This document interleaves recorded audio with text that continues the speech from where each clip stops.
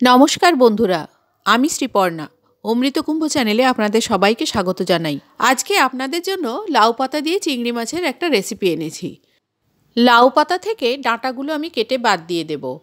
এইভাবে প্রত্যেকটা পাতা থেকে ডাঁটাগুলো বাদ দিয়ে এক ঝুড়ি পাতা আমি সংগ্রহ করেছি। লাউ পাতাগুলো ভালো করে বেছে ধুয়ে নিতে হবে, কারণ এর মধ্যে অনেক পোকামাকড় বা মাকড়সাও থাকতে পারে। লাউ পাতাগুলো ধুয়ে কেটে নিয়ে রান্নার জন্য রেখে দিয়ে গ্যাসে একটা কড়াইয়ে তেল গরম করতে দিয়েছি। তেলটা গরম হলে চিংড়ি মাছগুলো দিয়ে দিলাম। চিংড়ি মাছগুলো নাড়াচাড়া করে ভালো করে ভেজে তুলে একটা বাটিতে করে রেখে দিচ্ছি। চিংড়ি মাছ কখনো কড়া করে ভাজবেন না, তাহলে চিংড়ি মাছ শক্ত হয়ে যায়। গ্রাইন্ডার জারে একটা মশলা বানানোর জন্য নিয়েছি আধখানা পেঁয়াজ, দুটো কাঁচা লঙ্কা, 4-5 কোয়া রসুন আর হাফ ইঞ্চি আদা ছোট ছোট টুকরো করে নিয়েছি। 2 চামচ গোটা জিরে এর সঙ্গে বেটে নেব, তাই একসাথে দিয়ে একটু জল দিয়ে বেটে নিলাম মশলাটা। চিংড়ি মাছ ভাজার কড়াইতেই আর একটু তেল দিয়ে দিলাম গোটা জিরে ফোড়ন। যে পেঁয়াজের অর্ধেকটা বেটেছিলাম, বাকি অর্ধেকটা পেঁয়াজ কুচিয়ে এর মধ্যে দিয়ে দিলাম। পেঁয়াজটা নাড়াচাড়া করে ভেজে নেব। পেঁয়াজটা হালকা ভাজা হয়ে গেলে দিয়ে দেব বাটা মশলাটা। এবারে ভালো করে নাড়াচাড়া করে মশলাটা কষিয়ে নেব। অল্প একটু নাড়াচাড়া করে দিয়ে দিচ্ছি এর মধ্যে পরিমাণ মতো নুন, পরিমাণ মতো গুঁড়ো হলুদ দিয়ে দিলাম। নুন হলুদটা মিশিয়ে নিয়ে এটা কষাতে থাকব। মিক্সার গ্রাইন্ডারের বাটি ধোয়া জলটা দিয়ে দিলাম। এই মশলাটা কষাতে কষাতে আরেকটা মশলা রেডি করে নিচ্ছি। 1 চামচ করে সাদা সর্ষে, কালো সর্ষে আর পোস্ত নিয়ে এটা বেটে নিচ্ছি। এর সাথে একটা কাঁচা লঙ্কাও বেটে নিচ্ছি। সর্ষে পোস্ত বাটা একটা বাটিতে তুলে রেখে এদিকে মশলাটা কষাচ্ছি। মশলাটা যখন কষিয়ে তেল ছেড়ে আসবে, দিয়ে দেব এর মধ্যে কেটে রাখা লাউ পাতাগুলো।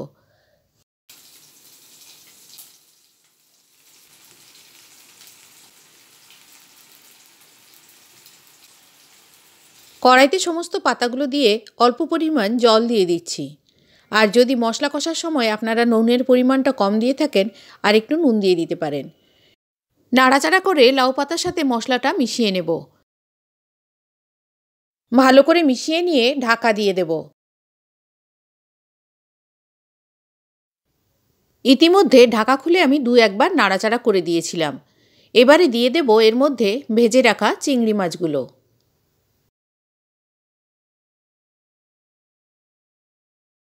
সব চিংড়ি মাছগুলো এর মধ্যে দিয়ে দিয়েছি। এবারে আমি যে মশলাটা বেটে রেখেছিলাম, সর্ষে পোস্ত কাঁচা লঙ্কা, সেই মশলাটা এর মধ্যে দিয়ে দিচ্ছি। ঝাল নুন অ্যাডজাস্ট করার জন্য দিয়ে দিচ্ছি এর মধ্যে 1 চামচ চিনি। যে বাটিতে চিংড়ি মাছ রেখেছিলাম, সেই বাটিটা ধুয়ে অল্প একটু জল এর মধ্যে দিয়ে দিচ্ছি।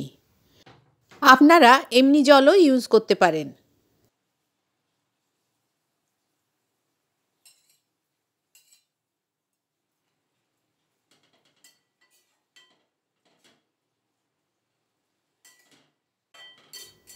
সব কিছু নাড়াচাড়া করে মিশিয়ে নিয়ে ঢাকা দিয়ে আরও কিছুক্ষণ রান্না হতে দেব।